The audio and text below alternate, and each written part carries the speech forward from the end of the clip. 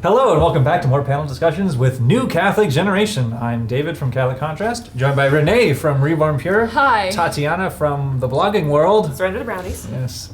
And Joseph, the Catholic apologist. So, the other week we got a comment from an individual who goes by the name of Camille Arroyo, who said, "It would be great to know what each of your majors are and maybe make a video in the future that focuses on how college can many times challenge our faith. I have had to get into debates with professors who dedicate some classes to bash not only the Catholic Church but Christianity in general. And it's very hard. Sadly, many of my friends since starting college, they have left the church, and others just end up not believing in anything. I would love a video. Blessings from Puerto Rico." First of all, hello, and we're glad you're watching from Puerto Rico. Yeah. Wow. I'm a communications TV radio major with a theology minor. I wanted to make it a major. I'm still thinking about that as well, to make a double major, but for now it's a minor. English major with specialization in writing. Communications major with a specialization in journalism. Communications major with a specialization in radio TV production, and I was a sacred music major for a couple of years now. I'm down to a music minor. So I think all of us, we attend a college where almost everybody here is Catholic. It's so a bubble. Some of us were transfers, so... Some of us are chancellors, and also I think many of us, or some of us, did not come originally from places that were the majority Catholic. So what was each of our backgrounds? Like, Joe? Well, I was homeschooled for not my entire life. I was homeschooled for more like the second half. The first half I went to public school for 1 year, and then for the rest of it I went to a Catholic school. But I went to a Catholic school that did not do a good job with teaching the faith, and that had a few messed up things in there, even for the young age I was. Actually, on two separate occasions, showing how the kids were.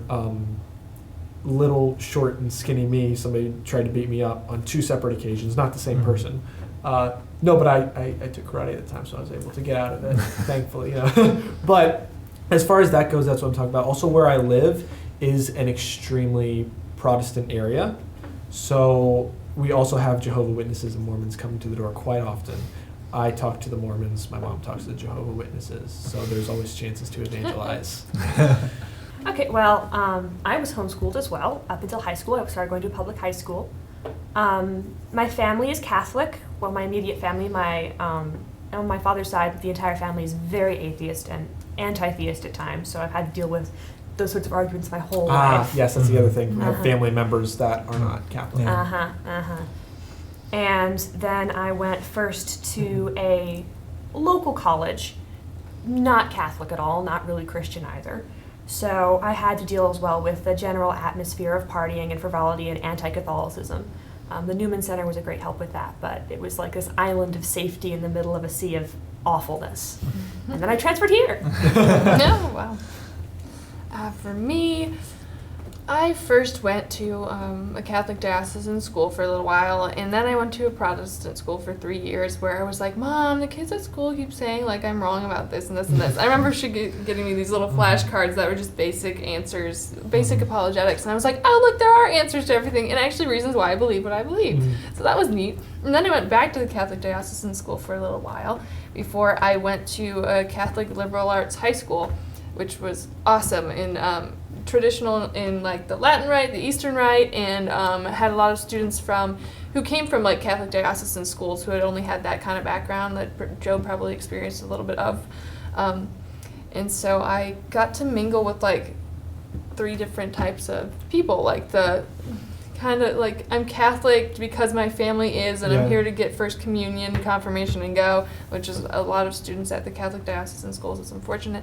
And then I ran into the Protestant schools who were like homeschool Protestants who were very like, they knew their stuff, so it's kind of intimidating. So then I got to see like why I believed what I believed. And then I went to the Catholic liberal arts high school when we read the Summa and we read all the philosophers and stuff, and that was my background there. So, and then I came to Franciscan, so it's been a pretty constant Catholic circle for me since for a very long time. And I don't have any my whole family's Catholic, like my mom's and dad's side. So Yeah, I guess for me, my family, my dad's side is Catholic. My mom's side is also Protestant, but there's many individuals in it who have been atheists. So I have a pretty big spectrum within my extended family. As for education, I started out going to a Catholic elementary school for a few years, and then for a few years I was at this Waldorf school that was very, very hippie. It was an interesting mix. It was very interesting. But then I went to a secular middle school and a secular high school before coming here. So I got the full secular public school experience. And it was definitely, I'm from a town in Northern California, very, very liberal. I think it's an interesting location. I'm glad you have somebody in representing 2000, that. I think the majority of people in our county voted for Ralph Nader in 2000, so if that tells you anything.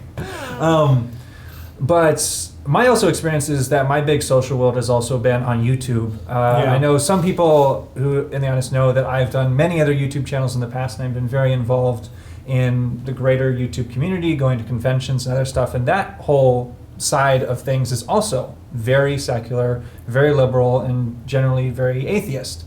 And so that was something that was also a place where there was a lot of conflict for me, in that there's this entire group that I'm involved with that is not really agreeing with Catholicism at all. And it was actually like New Catholic Generation was really exciting for me as something where I saw, a pocket of Catholicism and Christianity on YouTube in something that I was natively involved with.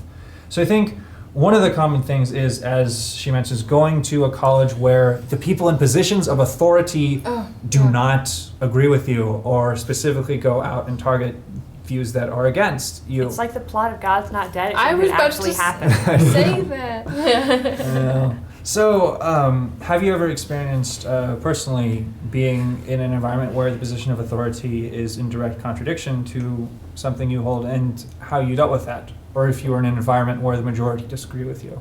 Not at school per se, because I was mostly a distance learning student.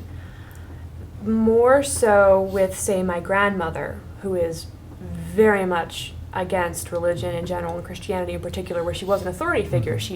You had to listen to her. She's grandma. She's in charge. She'd take us out on these long vacations for a couple of weeks at a time, and she could say a lot of stuff, and you weren't allowed to say anything against her because she's in charge. And it's difficult, and it makes you feel really lonely, especially when you see the people around you, be they your friends or your siblings or whatever, kind of going along with the flow. Because it's easier than fighting back.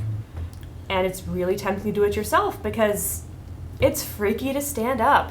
It is really tough. It sucks. Yeah, for me, as far as school goes, when I was being taught the not quite strong enough Catholicism that I should have been, and other times not such great stuff, at that point I was still young enough to the point where I didn't quite, as far as what I remember, I didn't quite understand what was going on. And at that point, it wasn't until I started homeschooling that I really started to actually learn my faith more and understand why we believe certain beliefs, why we hold them to be true, how to defend them. So at that point, as far as actually being in school, that sort of thing didn't always happen. I did have a few books being homeschooled that they had a certain perspective on things, because we would get books from different places for certain things. And sometimes going through those would be like, that isn't, so I would have some of that, but it wasn't actually my actual teacher.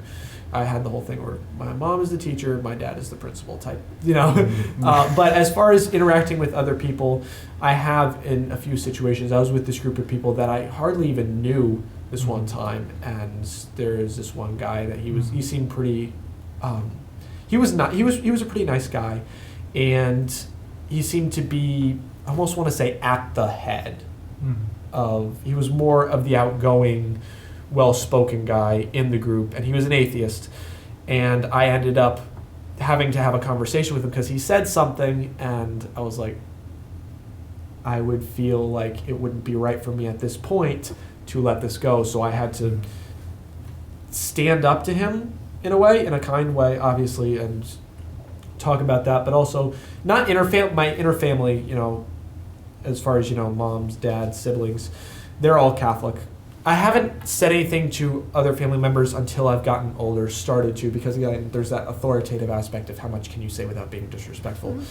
But I have been in a situation before where there is a non-Catholic member of the family and says something that's against the Catholic Church. I think the first thing you want to do is definitely give an honest search for the answers yourself whenever you're presented with contradictory information to what you may have believed before. I think being exposed to a lot of different viewpoints is good in that you want to be able to understand the variety of perspectives people have in the world and the variety of different worldviews people have.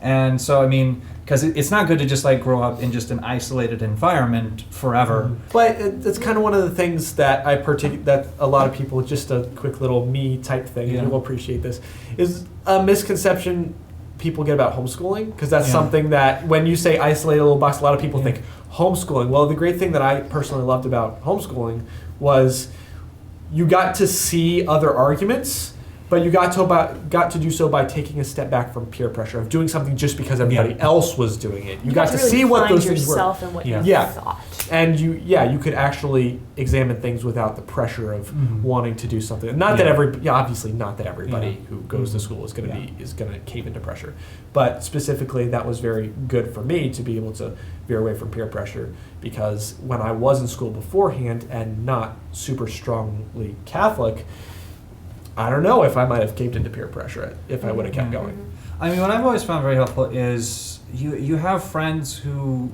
represent both sides. I mean, I know there's some, the goal is not to say only have Catholic friends and only surround yourself with Catholic friends. Because At public high school, I hung out with the Gay Straight Alliance. They were my posse. Yeah, I mean, there's so many people. And then I went to Mass on Sundays and wore a chapel veil and prayed. It was like, people. I mean, there's so many people I've known throughout my life where, we differ completely on views on politics and religion and everything else, but we can still have a great friendship and understand each other's perspectives on these issues better. I think what you want to do is, I think it's difficult when you're in an environment where you literally are surrounded by only one type of person. And I think one of the great things about the modern age is that we have the internet, and you can find people from any part of the world, and communities can come together where, have that connection. Feel represented, and like you're not just an odd one out. Like no, you're not the only one that thinks the way you do. Like, I want to piggyback off something you said, David, about researching information. Not sure if this would be the case with you, Camille, but you mentioned you were from Puerto Rico. And so I'd imagine a lot of the problems that she's having could be in part too because of teachers who are talking a lot about colonial behaviors by the Portuguese, the Spanish in those parts of the world, blaming the Catholic Church for a lot of the nasty stuff that happened. That is a huge argument people use against the Catholic Church. They were in Mexico enslaving people and murdering them by the millions. Yeah, okay. Bad people did bad things. That happened. It's not to the point where you can say, the Catholic Church is perfect and all Catholics all the time have always been perfect. No. Some Catholics did nasty things. Yeah. That does not mean the Catholic Church is wrong. No, the Catholic Church told them to do the opposite, and then they went against it. That is sin. Sin is horrible. Yeah, or we had some crummy pope in the seat at the time, which has happened. Yes. College is a time where a lot of people, they go and they see, like, they have freedom from their parents. They're going to go do it. They want to try everything. They see all their friends trying everything, and they, they feel like they're missing the party or whatever. But we know, like, after a while, that's not going to lead to a happiness. And in this life, you see people who are the big shot in college who's now, like, sitting a couch potato, who's doing nothing with their life years later because they failed and got, bad grades or whatever. I mean, that's like an extreme example, but there will be an internal loss of, like, a happiness that maybe they had before they started getting into all these things or something. Like, there's going to be a time when they will struggle. And even right now, because maybe if there's somebody who's going out and drinking like every other night or something, there's like a lack there they're trying to fill with something else, like addictions are trying to fill something. And so when you know people like this, you have to make them believe that there is more to their existence and that there's a goodness in themselves. I remember coming across people here who are like, after going through a lot of things in their life that really like made them feel like they were detached from who they used to be. They're like, man, I wish we could just like go back, like that song, could we turn back time to the good old days, that one song, where we were just young and innocent and stuff like that. People desire that after they've gone through and they messed up who they were. And so you want to make sure that you emphasize to these people their own goodness. Give your time to them, like show them love by being generous with time to them, showing them you want to be their friend, because that is the way to the heart to people, so they realize that you can help them like with their pain, even if you're not giving them direct advice all the time, but just saying, wow, that's awful, I'll spend time with you, I'll get a meal with you, whatever. But now with these people, there's one thing you should be very careful about, is that you may think like, oh, I'm strong enough to hang out with these people, influence them in a good way, and not be influenced myself. Now that's not always the case, no matter how much you may think like you are really tough. If you're going to go and hang out with them all the time, like every night, with their conversations, it's like, have you ever heard the phrase about like a frog in boiling water, where it slowly rises, and you're just like, it's fine, and all of a sudden you're like swearing more than you used to, or, it's like, another drink's fine, it's not as much as so-and-so's drinking anyway. Yeah. And like all of a sudden it's been really slow, and it'll catch up on you. Yeah. So be aware that can happen no matter how strong you are. Be humble in that way, that you still are human. This is where fear of the Lord comes in, that gift of the Holy Spirit, where you need to be afraid of how there is such thing as a holy fear of offending our Lord. That is one thing to help keep you from being like, oh, it's not as bad as so-and-so. It's bad, but it's not so bad. Well, if you're afraid of ever offending our Lord because you love him so much, you're not going to go because it's bad in the first place, even if it's not as bad as so-and-so. Yeah, so sometimes you have to get into specifics where it's like, you want to give your time to that person, but they're just like, okay, you want to hang out? Let's go to that party next week, and that other party the next week, and it's like party. Or like, that's where all they wanted to do, like, let's go smoke or something, like, that's all they want to do. You have to get them on your own time, be like, hey, let's get lunch, something normal, outside of all that distraction that's keeping them from their true self that they should be.